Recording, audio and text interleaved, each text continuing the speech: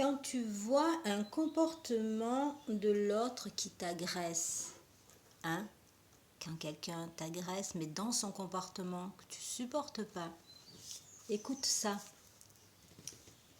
Il faut avoir confiance qu'il y a du bien chez l'autre. C'est une très grande connaissance si l'on arrive à faire ça.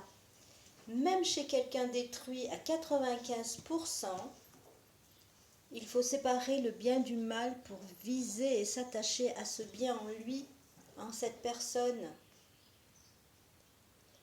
et lui donner la force de faire disparaître le mal en elle, ou l'inconscience, ou l'ignorance en elle. Comment arriver à dépasser ce problème qui est un vrai problème dans la vie? Comment continuer à t'attacher au bien qui est en elle alors qu'elle t'agresse par son comportement? C'est très difficile, car le mal nous fait mal. Ce sont des choses qui sont collées sur la personne. Chez les juifs, on dit c'est des clipotes. Mais elle est bien, elle est bonne, son âme est belle, elle est pure. Chez quelqu'un détruit à 95%, eh bien il faut viser ce bien en elle pour la rétablir.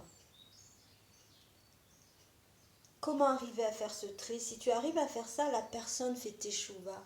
La personne va alors faire le retournement et va poser son regard à l'intérieur d'elle pour faire elle-même le tri et faire disparaître tout ce comportement, ces comportements ignorants.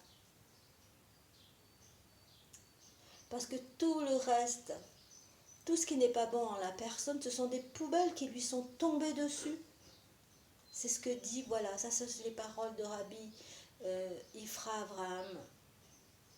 Si tu t'attaches à ce bien en elle et que tu l'aimes, la personne est libérée. Et tous les gens que tu rencontres, c'est que pour ça. Plus les gens sont proches de toi et plus c'est difficile de faire ça.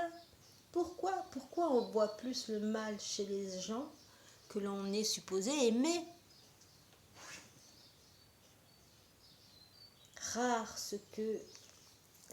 Parce que la responsabilité est grande, les liens familiaux aussi, ça nous rend dépendants. Voilà, donc arriver à voir le bien en l'autre, même s'il fait n'importe quoi.